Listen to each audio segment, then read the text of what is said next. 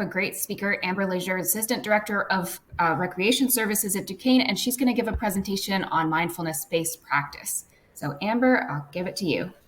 Thank you so much, Mary. I am so excited to talk about this today because mindfulness is such an important aspect of our day to day lives, and we don't even realize it. And sometimes when I talk about mindfulness or meditation, I use the terms interchangeably. So, mindfulness and mindfulness is a form of meditation.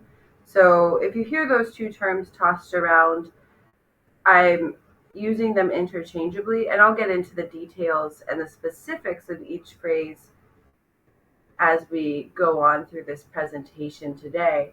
But one of the things when we discuss meditation that comes up a lot when I'm teaching these classes is that participants feel like maybe they need to be sitting in an aesthetically pleasing space and it's quiet and you're taking 30 to 40 minutes to sit there and practice. And one of the nice elements of the mindfulness based practice is that it has very little to do with a set aside specific practice, and it's more about ways that you can incorporate a sense of mindfulness in things that you're already doing. So, we're all very busy people, and we have a lot of stressors in our lives, whatever they may be, whatever group that you're coming from. You might have certain stressors with certain times of the year, especially in a university setting. Some of us have busy times when others of us have quiet times of the year. And it's mindfulness is a way that we can kind of find that grounding space when things get stressful. And when things are not stressful, it's also a really nice tool that you can use to just assess where you are and where you want to be and where you want to go.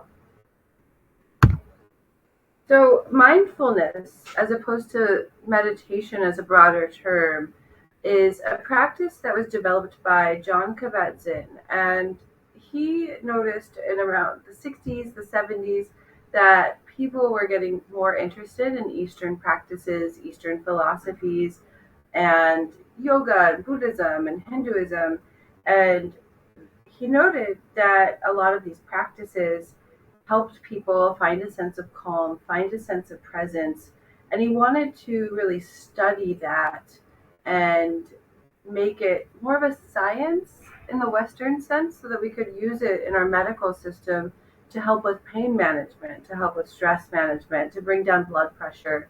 And so he studied it in and out and developed a mindfulness based stress reduction program that was used in hospitals in the 70s and 80s, and it's still used today. But we've taken that mindfulness and we've made it more of a secular approach to meditation. Meditation is a more general term, and we use it to describe anything where we're bringing the mind to a singular focus. So we might be focusing on something like the idea of love or our breath and just noticing how it feels, or the muscles in our body and what we feel when we are stressed out, or what we feel when we have a craving for something. And so we're just paying attention to the present moment, the here and now. Mindfulness is a little bit more based in our present moment, whereas meditation can be based in anything religious, mindful prayer, or mantras, or mala beads, or the rosary, whereas mindfulness is a little bit more of a secular practice. And John Kabat-Zinn defines mindfulness as the awareness that arises from paying attention on purpose, in the present moment, and non-judgmentally. And I'd like to break all of these pieces down for us because we hear these words, we know these words, but I want you to leave here today owning these words and really having a sense of what attention and purpose, the present and judgment actually mean to you. So when we practice mindfulness, first and foremost, we're paying attention. A lot of times we spend our day on autopilot, moving from one thing to the next, and our mind drifts. So when we're driving, our body's on autopilot. We're going through our commute and we know the way, so we're not really thinking that much about it. And so our mind starts to wander and we start thinking about what we're going to do later today or where we're coming from, what we were doing earlier this morning or what we did yesterday. Think about attention in the sense of driving. If you drive a car, or riding your bike or walking, we have routes that we know. So when we go through those specific routes or commute, what have you, we don't need to really pay attention to where we're going because we know the way. Our body knows the way, our subconscious knows the way. So we get there. But I don't know if you're anything like me. Sometimes you get home and you realize, were all the lights green that I drove through? Maybe one of them was red and I didn't know because I don't remember because I was thinking about other things. Whereas when you're on a road trip or you're going somewhere brand new, you're paying attention to your GPS, you're looking at the roads, you're being cautious about intersections because they're unfamiliar to you. So you're paying a lot more attention to the road. And when we pay attention, it's more that road trip sense where we're actively participating in our journey as opposed to just being on autopilot and letting us go through those motions. So that's attention. Purpose is an intention to pay attention in the sense of mindfulness. So we're not just falling into a state of presence, we're choosing or setting an intention to be here and now. And if you've ever taken a yoga class, a lot of times yoga instructors will begin with, let's sit for a moment, quiet our minds, and set an intention for a practice. And as a yoga instructor, I like to have my participants also set an intention for the rest of their day or set an intention for their week as a whole, depending on what day it is. Or invite participants to, when they wake up in the morning, set an intention for the day so that we're sitting and thinking about what we want out of the day, what we want to achieve, what feelings we want to have. And so that's the on purpose portion of mindfulness. We have an intention to pay attention, to be here now. Even if it's for 30 seconds every day, we're setting that intention and we're doing it on purpose. So we're making the time and we're scheduling it as opposed to just finding time when it suits. And then we have the present moment. The present moment is the here and now. And I talked about driving a car, but we have all of these activities through the day where we might not necessarily be present. How many times do you find yourself focusing on the past or focusing on your to-do list, the future, where making lists in your mind, thinking about other things, imagining things, using your imagination? None of these are bad things. We need to focus on our to-do list and our tasks at hand. We need to pay our electric bill. So those are important aspects of everyday life. But when we're setting the intention to pay attention and be present, we are temporarily setting those things aside and we're being here and now. So when we're doing dishes, how often are we actually here and now doing the dishes? We know how to wash a dish, so our body goes into autopilot and we get through the process, or maybe you're just loading the dishwasher if you have one of those. We go through those movements and we don't really think about what we're doing, we just do it. And so we could use mindfulness when we do some of those routine activities to be present, be here now. What does the water feel like? How heavy is this dish? Where did I get this dish? What's the story behind it? What did I just have for dinner? Be in the moment and really consumed with what you're doing instead of on autopilot. And finally is the sense of non-judgment. So we have actions that we perform, we have thoughts that are connected to them.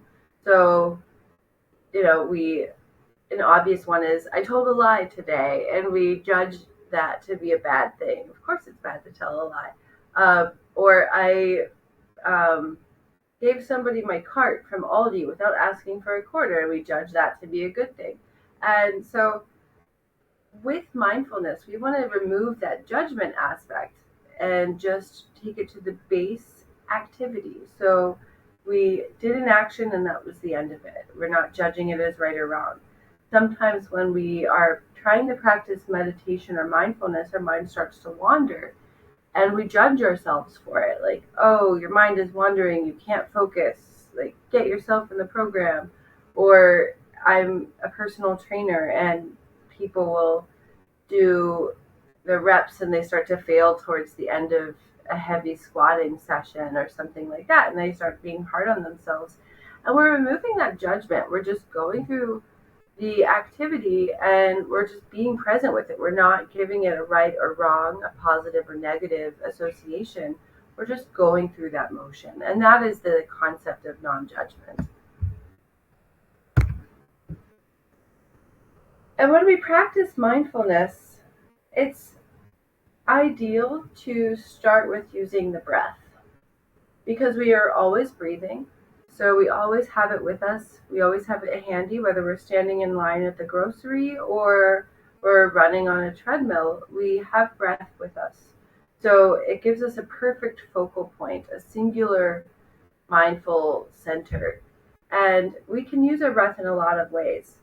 First, we can use our breath to energize. So we're coming on, it's about 11:15 right now. A lot of people, especially if we're working 9 to 5, 8 to 4, something in that realm, we start to have a slump around 1 o'clock, 2 o'clock. For some people, it might start at noon. And so we can actually use our breath to energize our bodies and feel more alert. We can also use our breath to calm ourselves.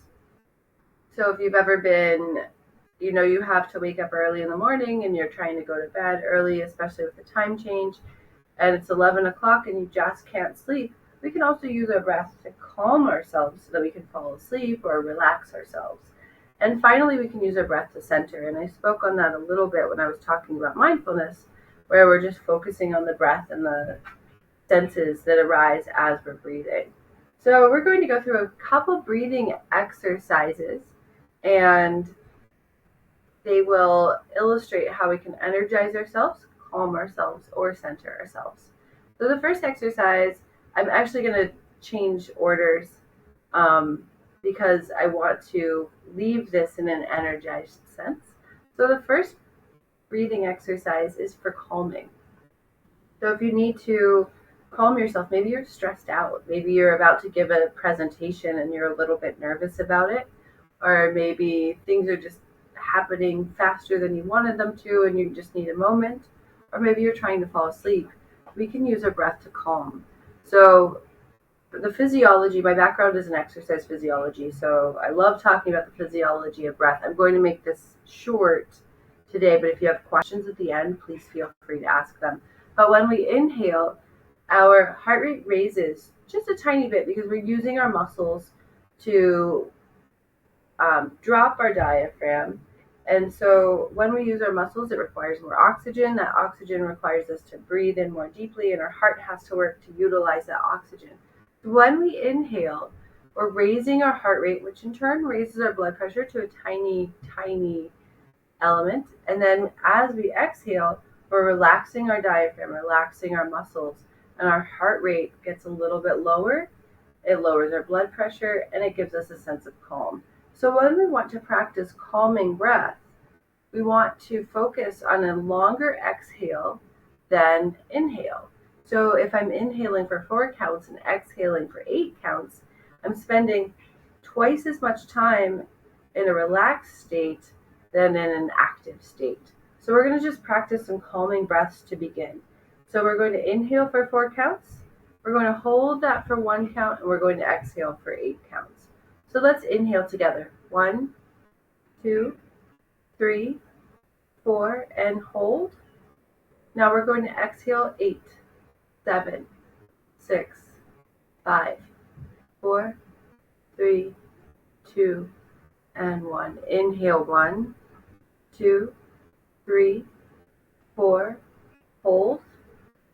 Exhale 7, 6, 5, 4, 3, 2, 1. Inhale 1, 2, 3, 4, hold. Exhale 7, 6, 5, 4, 3, 2, 1. Inhale 1, 2, 3, 4. Hold. Exhale 7, 6, 5, 4, 3, 2, and 1. And you can go back to breathing normally. But just a few rounds of calming breath, 4-1-8 breaths, can be enough to relax the body, and especially in the sense of giving a presentation or speaking in front of a group of people.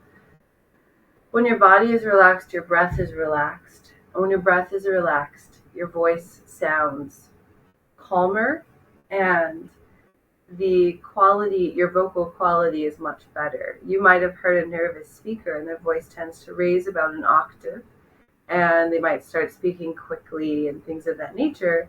When we practice calming breath, it helps us to bring our speech to a more natural pattern, as if we're talking to friends. When we want to use centering breath, we're focusing less on how long we're breathing and focusing more on the sensation of breath. So now I'd like you to just have a seat, and well, obviously you're sitting. I don't know why I said that. So we're going to get comfortable and close your eyes and just breathe naturally. There's no right or wrong way to breathe. You're just inhaling and exhaling however feels most comfortable to you. And you're focusing on the sense of breath. So trying to keep your mind focused on the inhale and the exhale. What does it feel like as you breathe in through your nose and out through your nose? What does the air feel like just beneath your nose and into your nostrils? As you exhale, what muscles do you feel relaxing? Do you feel your shoulders dropping?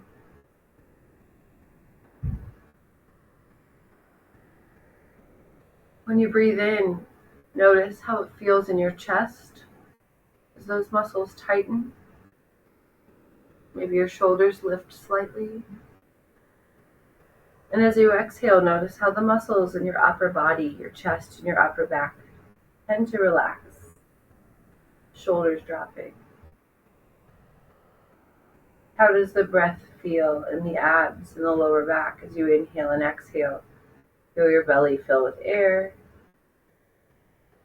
Feel your abdominal muscles work a little bit to exhale fully. And you're being here and now with your breath, just focusing on the breath, taking your to-do lists and your memories of earlier in the day and just setting them outside for the moment. You're being here and now, just breathing.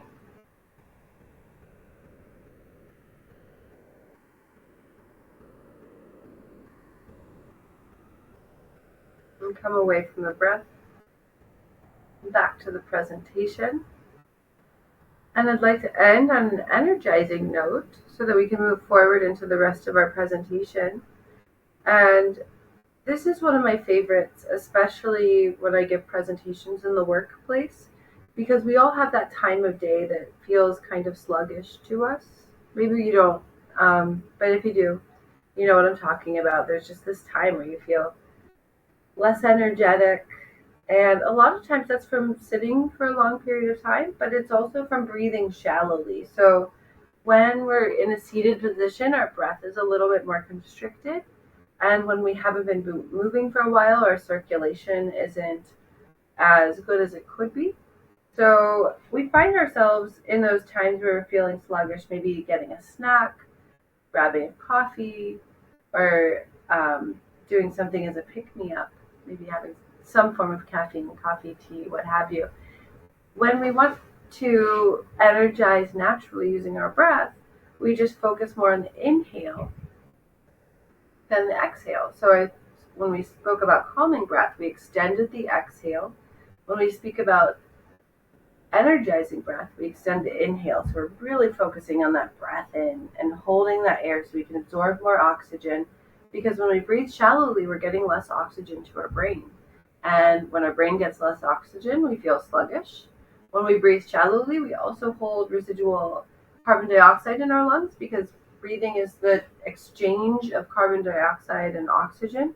So when we have more carbon dioxide in our system, we feel more tired and more sluggish. So when we use energizing breath, we exhale fully. We get rid of all of that residual volume in our lungs, and we take in brand new oxygen, focusing on the inhale. So we're going to start out with breathing in, hold for 4 counts all the way, holding it for 4 counts, exhaling fully. So it's going to be uncomfortable. You're breathing all of that air out of your lungs. And we're going to hold that for 4 counts as well. So we're holding an empty breath, we're holding a full breath, and then we're focusing on a full inhale and a full exhale. So let's try it together. Let's inhale 1, 2, 3, 4. Lungs are full, and we're going to hold it here. And then we exhale fully for 3, 2, 1. Lungs are empty, and we hold. Now take a deep breath in. 1, 2, 3, 4. Hold. And exhale fully. 4, 3, 2, 1. Hold your empty breath. Inhale fully. 1, 2, 3, 4. Now exhale fully. 4, 3, 2, 1. Hold. And you can go back to breathing normally. So I changed meters with each of those breath cycles because we're all breathing at different rates. Our lungs are different sizes. So if 4 square breathing, a 4 count doesn't work for you, maybe a 5 count is better, maybe a 6 count, or maybe a 3 count. And it depends on how fast you're counting as well. But the idea is that we're taking a full inhale, holding that full breath, and then taking a full exhale, holding that empty breath, and going through that cycle. And that can give us a new charge of oxygen into our brains, into our bodies.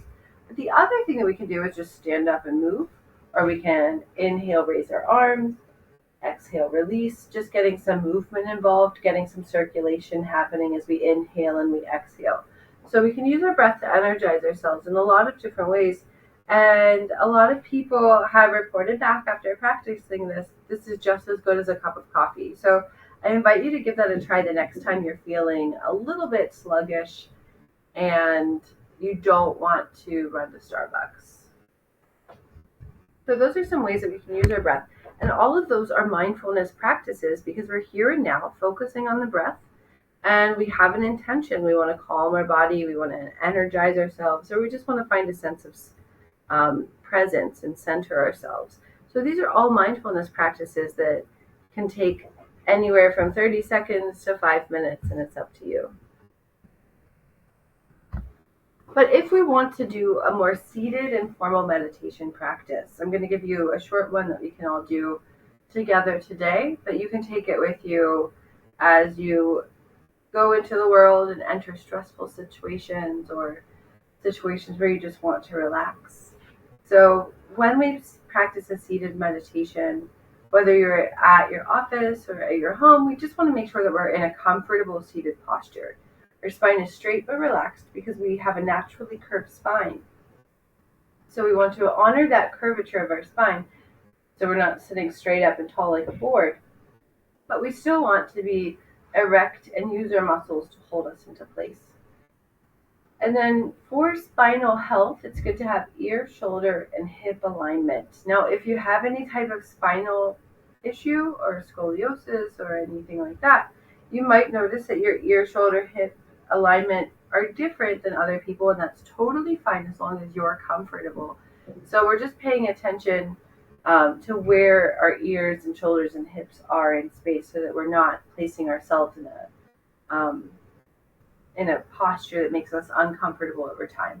But generally speaking, our earlobe should be right above the shoulder. So if we bring our finger to our earlobe and we draw a straight line down, it should touch somewhere on our shoulder. If it's touching on our chest, that means we might be pushing our chin a little too far forward, so we want to tuck it in. Then we want to make sure that if we draw a straight line down from the front of our shoulder, it falls in alignment with our hip. If we draw that line down and it falls on our leg, that means that we're hinging forward from the hip, or we might be slouching with our shoulders. So we want to pull the shoulders back, earlobe, shoulder, hip, and just hold ourselves in that position.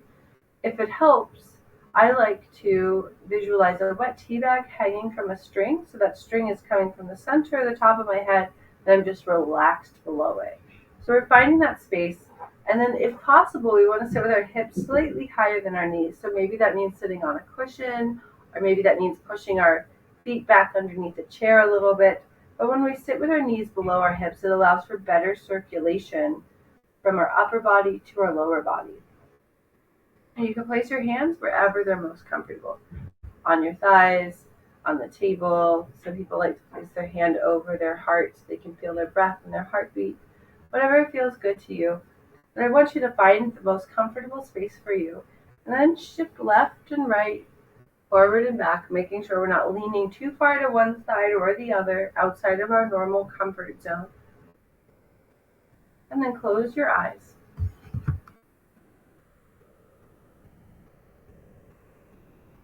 And we're focusing on just the breath, inhaling and exhaling, taking our to-do list and what we're doing later today, what we did earlier today, setting it outside of your space just for right now. It'll be there when you're done, but we're focusing on the breath, in and out. Focus on the temperature of the room and the atmosphere, the sounds that you might hear.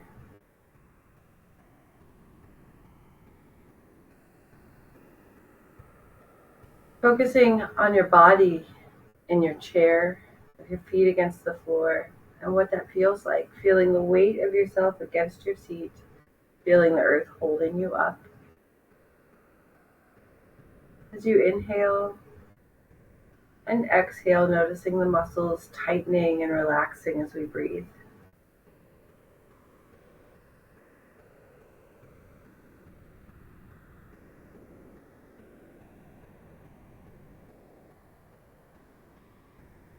And with the next inhale, we're bringing our focus to the muscles in our face, neck, and scalp. And as you exhale, relax. Relaxing your jaw, relaxing the forehead. And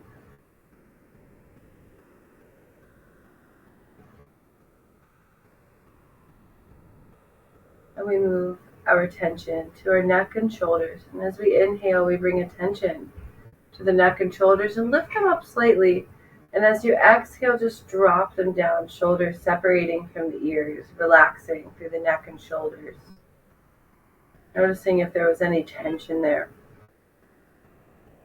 As we bring our attention down through our arms and our hands, we're going to inhale and make a fist, tight fist, squeezing the arms, and as you exhale, relax completely.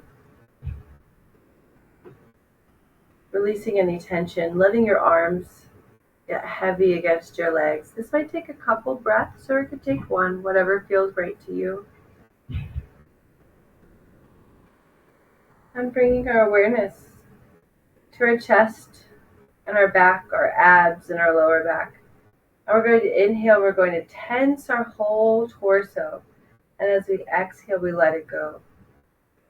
Relax. Your whole upper body is heavy, resting against your hips and your legs, being held up by your chair. Take a few breaths here, returning to the shoulders, returning to the jaw, the forehead, the hands, and releasing any tension that might exist there.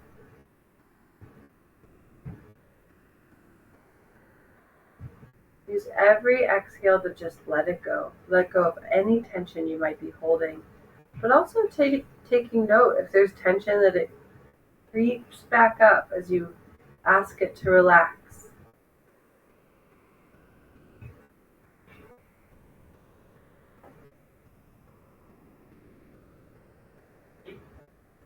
And now we move our attention to our hips and our thighs. And as you inhale, I want you to squeeze your thighs, squeeze your glutes. You might feel your lower abs and lower back working as well. And then exhale, relax. To the longest, largest muscles in our body. So we want to take several breaths here, just inhaling, bringing attention to that part of our body, exhaling and releasing any sort of tension that might arise. Allow yourself to be heavy on your chair.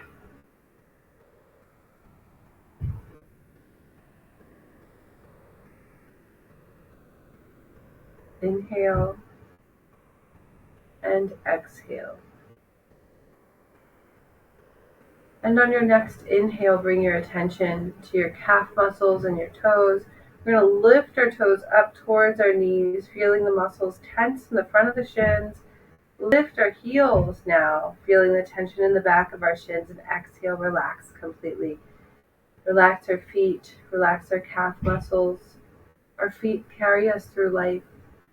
We want to give them some attention here, focusing on any tension that you might feel, and using your exhale to relax. Inhale and exhale. And now we want to bring our attention to our body as a whole. And we're going to inhale, bring our whole body to a tense state, like we're expecting to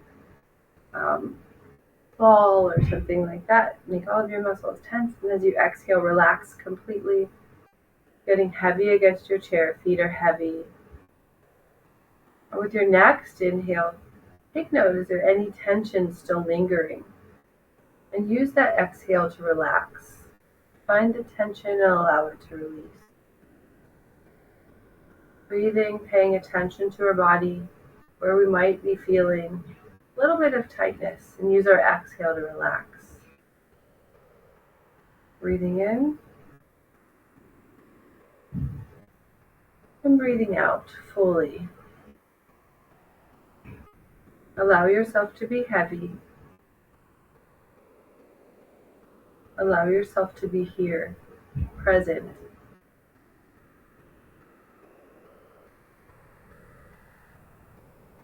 And now we bring our attention back to the space that we're in, sounds that we hear, the atmosphere. And when you're ready, you can open your eyes.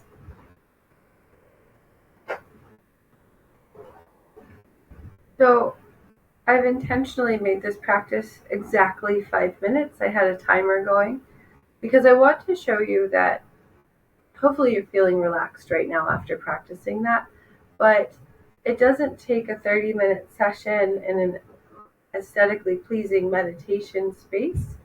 You could do this practice from your office. You could do it while you're seated in a waiting room, standing in a grocery line. I mean, hopefully a grocery line's not 5 minutes, but maybe.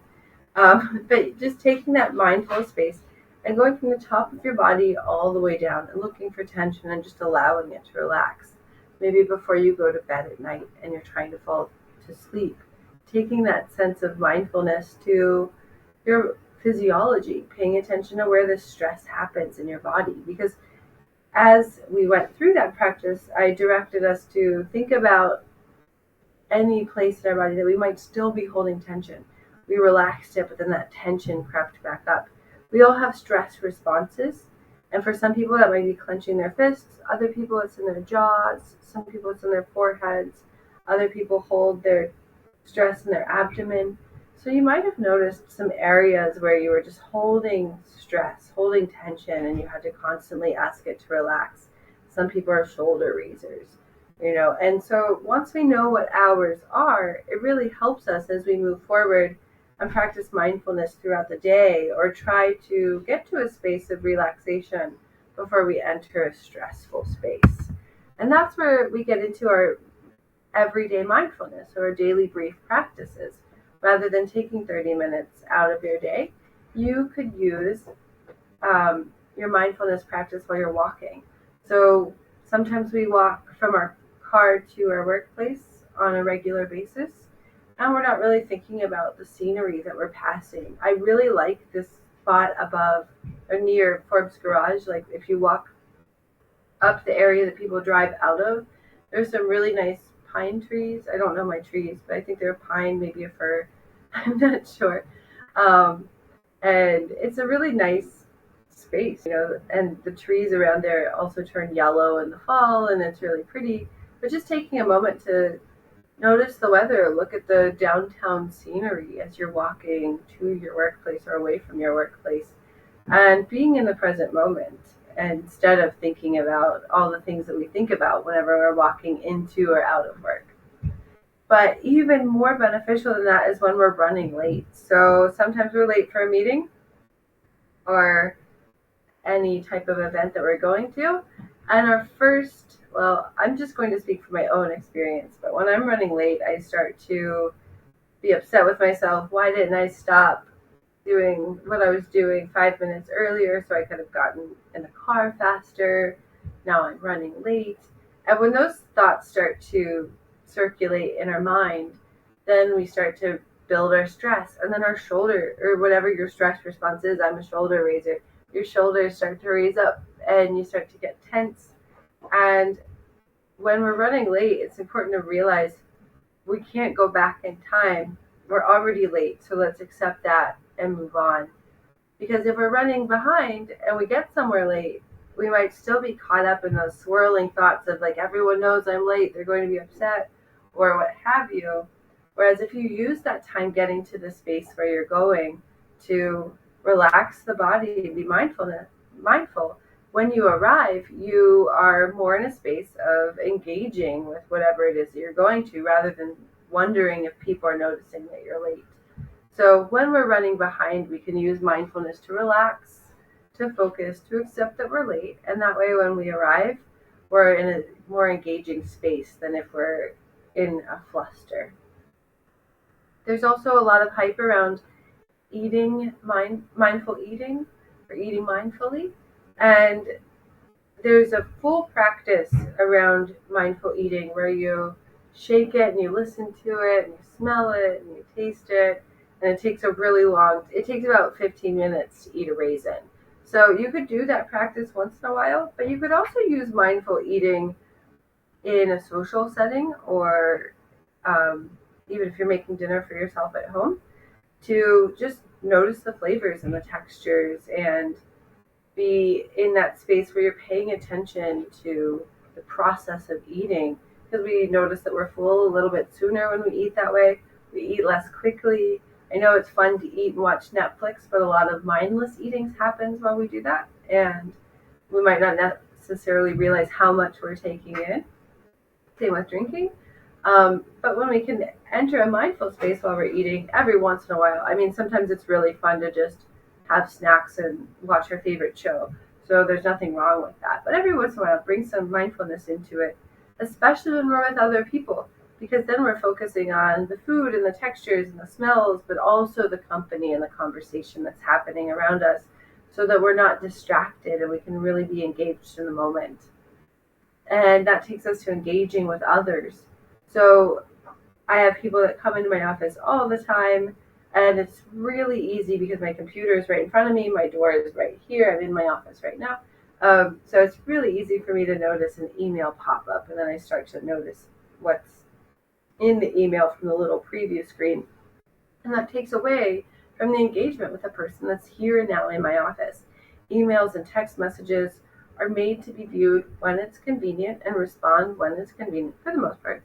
And so when we have face-to-face conversations and engagements with people, we want to try to give them our attention. I saw a TikTok this morning. It might be completely bogus because they talked about a study, but they didn't name the study, they didn't cite it, But I really like the implications here.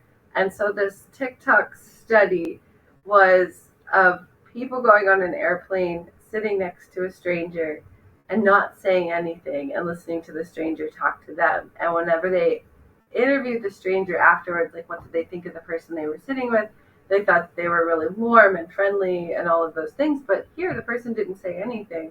And being an active listener can really help us to get to know the people that are coming in our door or coming into our lives, as opposed to thinking of what you're going to say next or thinking about how you want to come across.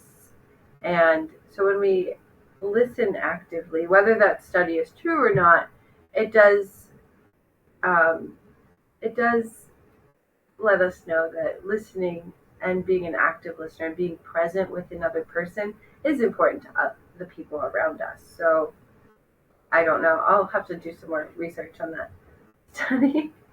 But then we also want to think about it. when we perform routine activities. So, how often do you look at your cell phone to see what time it is, or mindlessly go to your email on your phone and check that, or scroll through social media? We do these things routinely and all the time, but if we added a sense of mindfulness to it, we might realize there are things that we're doing routinely that we didn't realize that we do all the time. And we might be able to help ourselves step away from that. So um, I find myself standing in line, and immediately, if I'm on the elevator, standing in a longish line, pulling out my phone and just going into that mode rather than being present and being here and now and using it as a chance to practice some mindfulness. So take a look at your own day-to-day activity and look at what you might do routinely that you didn't realize that you did routinely.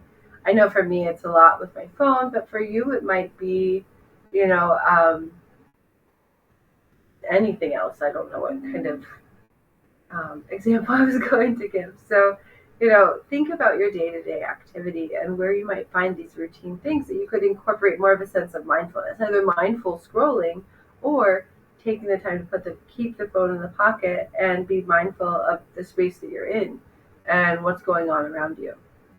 And finally, using mindfulness in traffic, because we are all part of traffic. If you are in a traffic jam, you are part of the jam. And so we want to use that time to, rather than being angry about it or in a rush to get home, to first accept that we are in traffic, we're all part of this, we're all trying to get home, and then taking in your surroundings in the present moment or practicing breathing exercises as you're sitting. And that can help you not only be in a better mood when you get to your destination, but it can help you incorporate a sense of mindfulness into your day without setting time aside elsewhere where you might need that time to do other things. So, traffic is a really good one. It also might keep you from getting a ticket. And I hope that you enjoyed this presentation and you took something home with you to practice. But if you have any questions, please feel free to use the chat function or shout them out. I will be here for the next 15 minutes, or if you need to go, now's a fine time to log out as well. So thank you for being here today and being here now and practicing with me. And I'll now take questions.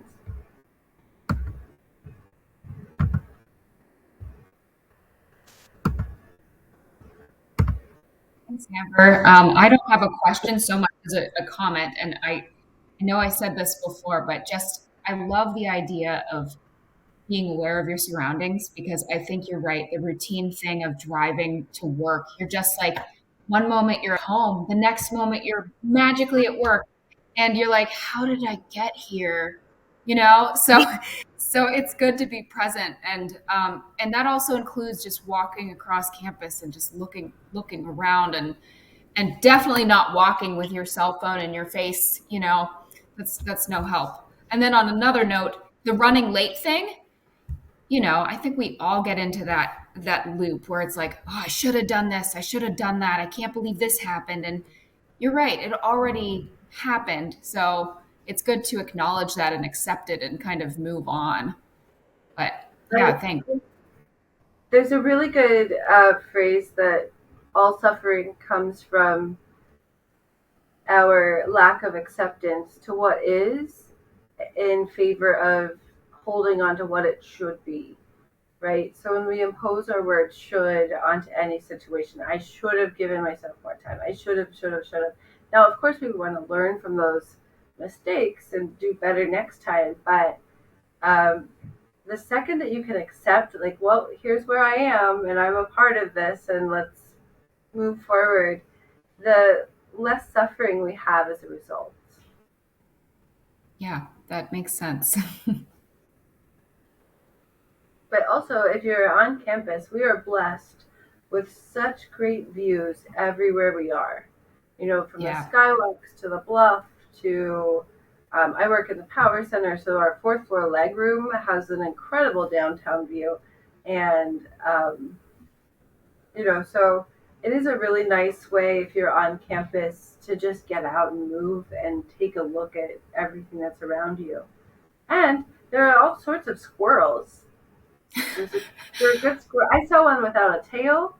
I saw Yes, one that was. I've seen that one. I've seen one that was completely black. Me too. Um, like there's some good sightings, for present to see all of those things. Definitely.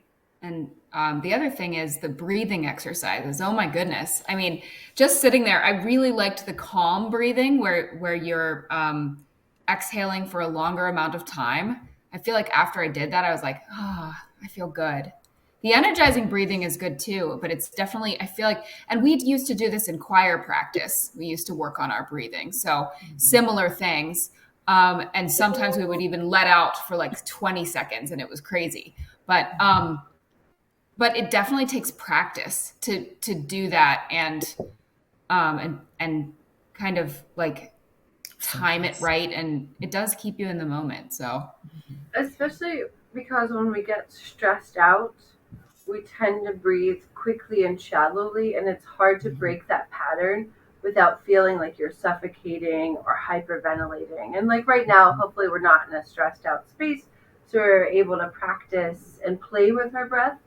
But, you know, I'm glad you brought that up because when we are in a situation, sometimes it's hard to remember to do those things or to do them easily because when we're stressed, our muscles get tight and we all have a different stress response. So we all like have a different set of muscles that tighten up. So knowing what they are, you can mentally relax those and that will help the breathing come around so that you can slow the breath. But that's why people breathe into bags too, Mhm. Mhm. um, mhm. because you can see the inhale, see the exhale, and um, I don't know. I haven't seen like any modern cartoons of people breathing in bags, but like old cartoons, they breathe in Mhm. bags. They're Mhm. stressed out. Yep. Yes, I can't say I've ever breathed into a bag, but I've definitely Mhm. seen that portrayed. And I was recently on a flight, and the landing, I get sick. I get motion sickness easily, but the landing was really like, I don't know what the pilot was doing, but it was like wee Mhm. wee, Movie. and I was definitely practicing some breathing myself. Just it wasn't really out of nerves; it was more out of trying to like focus on something else. But Mhm. but that helped a lot, just knowing that that's an option is good. Yeah. No, I mean that's one of the pain management techniques is there are two different schools of it, and one you can breathe into your pain, so you're focusing on the pain and like every aspect of it, and the other one is you're breathing to distract yourself from the pain. And like everyone has a different method that they like when they practice, but we show them both so that they can see um, the differences and the benefits of one over the other. But yeah, sometimes like if you just trying not to be sick on an airplane, you don't want to breathe into the pain because you don't want to throw up. But so like Yeah, distracting breath would definitely be helpful. yeah, Thank you for exactly. your Amber, comment. yeah, I just wanted to say I always was under the impression you needed to have all this time to like get into that zone. So it was really refreshing to hear that 5 minutes can have a big impact if that, and so I thought that was something that I'm going to take away from your presentation. And so I appreciated that. So thank you for that. And I sit in traffic a lot. So this is really helpful. Yeah, this will be very helpful for those times. So thank you. Oh, absolutely. And same. I live in the South, so I use the Liberty bridges quite a bit, and sometimes that can be a Oh lot yeah. of traffic. But that's, and I mean, if you're ever interested in really want to practice longer seated meditations, you absolutely can. But if Mhm. we're looking at mindfulness as a sense of just making our lives better and being more present with the things that we're already doing, we just bring mindfulness into what we're already doing and trying to Mhm. be a little less distracted. And Yeah.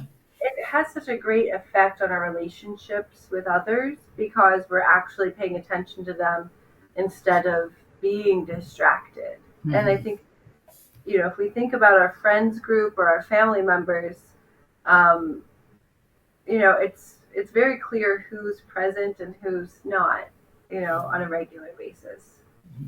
I remember when my mom first got into Facebook, she was no longer a mother. Like at a family gathering, and she's just like stalking everyone she knows. So, um, I mean, we all went through that stage.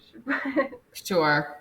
Yeah. But yeah, and then the thing about, I don't know, being in the elevator and just being like, oh, I have time to kill, look at my phone. I feel like I do that a lot, and I'm not actually seeing what's on it. I'm just like, and and it might be checking my email real quick, but I probably didn't get an email in the last like 2 seconds, and then I check it again. And it's like, what am I even looking for? Like a coupon from Amazon? Like that's never going to come. So, Right.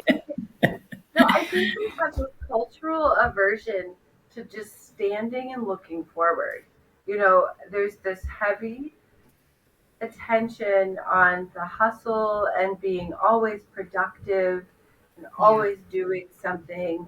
And everyone around us is in that same space. So sure. it might be perceived as really weird if you're just like being in a space. Like, think about how weird it would be to just go to a park and sit on a bench without a phone or a book or, something. Like, people might call the cops on you, like we're in this space. So I can understand that, and I'm there too. If it seems appropriate, just like get something so that I'm not standing forward like a robot. But Hmm. it would be really nice if we could collectively be present, so that it's not weird to be sitting on a bench and just taking in the scenery. Hmm. Like people walk it, or people used to talk about like, oh, I love to people watch, but like at this point, that's kind of creepy. Like, I know. I mean, but I do love to people watch. So I have sat on a bench and just watched, you nice know, sunglasses or nothing. depends. So I I'm that person. I think I would be comfortable doing it if I had sunglasses. Yeah, makes I'd be sense. okay. Well, I Alrighty, well, appreciate all of your comments, and if you have any further questions, you can always reach me at the Power Center. I'm here a whole lot, and my email is on the previous slide, but I think it's also in the presentation notes. So great. let me know if you have Yeah. Okay, questions. thank you. Yeah, Yeah, thank you. thank you so much. And we'll definitely be posting a recording of this on our Yeah, symposium page and on YouTube. So, yeah. yeah. Fantastic. All right, thank Alrighty. you. Okay, Thanks. thank you. Bye. Bye.